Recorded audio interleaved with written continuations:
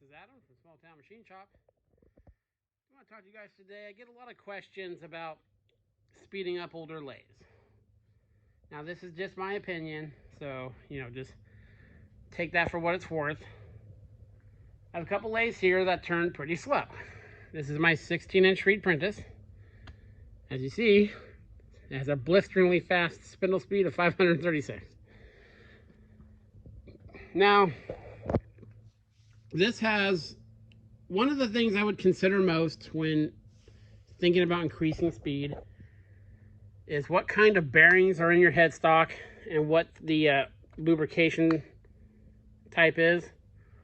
This has tapered roller bearings, and then the most part is splash lubricated, but then it has a pump that feeds the bearings themselves. With that scenario, a lot of people do. A lot of people will double the speed on these things, no problem. Of course, like on this machine, it says above 212 RPM, do not use the lead screw. Just use the feed screw. Because there's a lot of, grab with the feed screw. So that's always been my concern, is damaging something, of course. And then, not that it is something to consider. Chucks have a maximum RPM. The bigger the chuck, usually the slower the max RPM. It differs a bit whether the chuck is cast or forged. Forged are obviously stronger. Again, that's something to think about. This one, to speed it up, you could get a VFD or change the speed on the motor.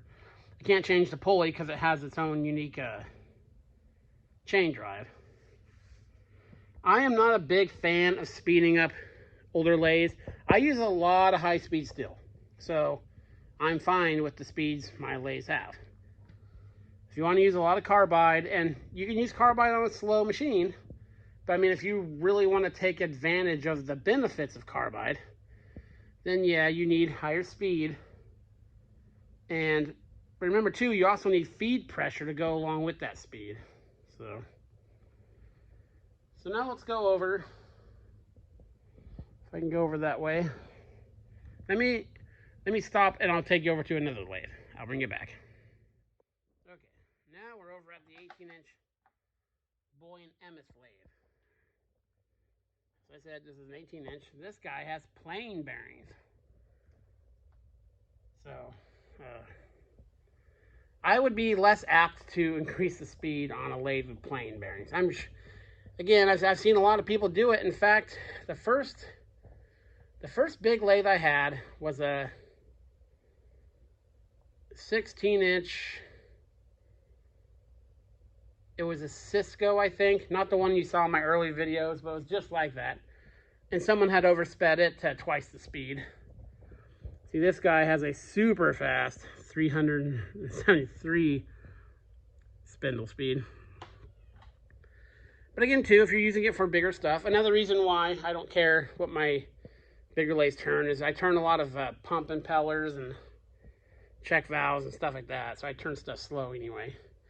But this would be a less likely candidate for me to speed up. Again, I'm sure it would be fine to go a little bit more.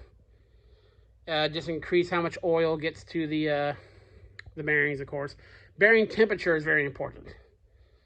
What's the number? There's a certain degree above ambient when it's running. It's 30, I don't know if it's 30 degrees Fahrenheit or Celsius, but there's a temperature thing. If I was going to speed up a lathe, I would do the stuff, disengage all the drives, and just spin it with just the motor. Just the gearbox, not cutting anything. And I'd get one of those laser temperature things, and I'd watch what the bearings were doing. Because also, as they heat up, as it gets harder normally, your end play could change a little bit. So that's another thing to take into account. But I would watch, first and foremost, I'd watch the bearings, watch the heat on them. And if there's any way, like this, you can actually take this cover off and see down to the gear casing. to see what the oil's doing. You know, you don't want to speed up your lathe and destroy it. So that's what I would watch my bearings. Um, I don't know if there's much to this, but on that Cisco lathe I had, the person had also put heavier oil in it, so it stuck to the gears more. I'm not sure on that. In my lathes, I run heavier oil anyway. I mean, not heavy oil, but I don't put like 20 weight in there. I use ISO 150.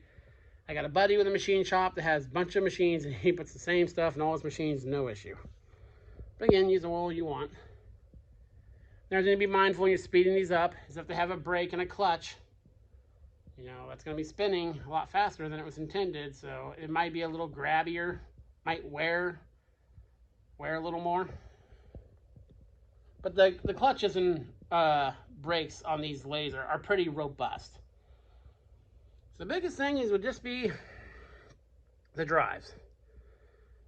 And again, on these bigger lathes and older lathes, they're a lot sturdier, they seem, than newer lathes. So just do a little trial stuff, you know, check your bearings.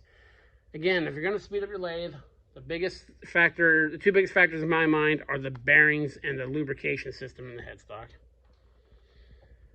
See, I get a lot of questions about that, because people go, why don't you speed up your lathe 3 times so you can, you know, really take some cuts with carbide? Well, I do not have a personal desire to speed up my machines.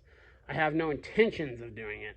So, but I've seen plenty of machines that have been sped up, and you know, I know a couple that are still in operation. So that's my little 2 cents on that topic. This is Adam from Small Town Machine Shop. Please comment, like, and subscribe, and thanks for watching.